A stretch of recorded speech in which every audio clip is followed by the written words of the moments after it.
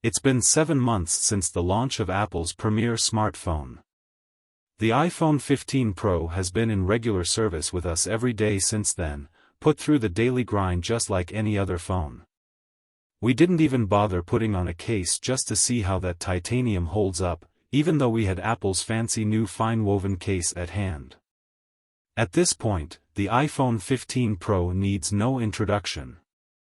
It's the phone you get when you are either seemingly made out of money, have been part of Apple's ecosystem for years, or want a break from Android, while also being made out of money.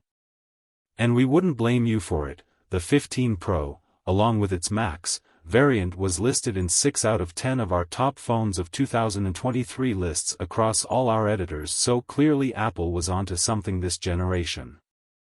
That something doesn't have to be any one particular thing but rather a combination of several things done at once. After all, you wouldn't want your expensive flagship device to just be excellent at one thing and mediocre at others.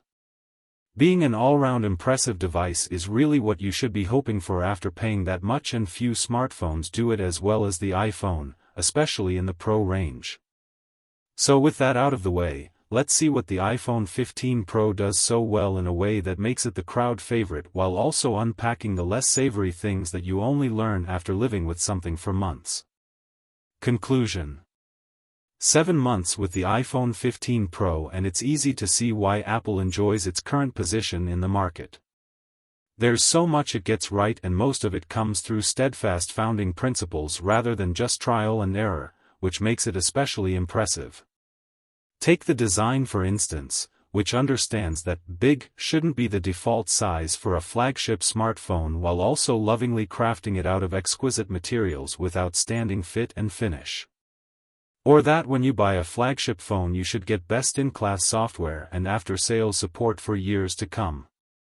These are not decisions that happen to come about at random or through inspiration from others, but rather from having decades of history behind them that lead up to this moment. This extends to several other aspects, such as having some of the best and most well-calibrated displays on the market, possibly the most well-rounded camera system around, maintaining a catalog of some of the finest apps and games on any platform, commitment to user security and privacy, and having a greater cognizance of the environment than its peers. Unfortunately, this steadfastness isn't always a good thing, and there's no better example than the company's software. Apple wants iOS to be this simple, easy-to-use interface that anybody could use, but under this veneer of simplicity is an operating system that has changed considerably since it debuted over a decade ago.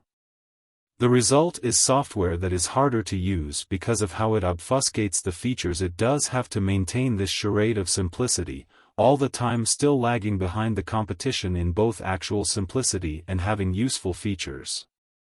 The truth is that this design has run its course because it was never designed for the world we live in today and all the things we demand from our smartphones.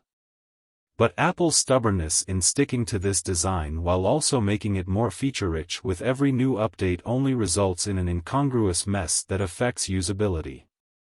At this point, we are ready to move on from iOS to something that is more in line with modern features and user expectations. It's the only remaining bugbear we have with modern iPhones, and we are getting increasingly tired of seeing this incredible hardware being hamstrung by late 2000s era design sensibilities. Enough version updates, Apple, it's time for a real change. Thank you for watching.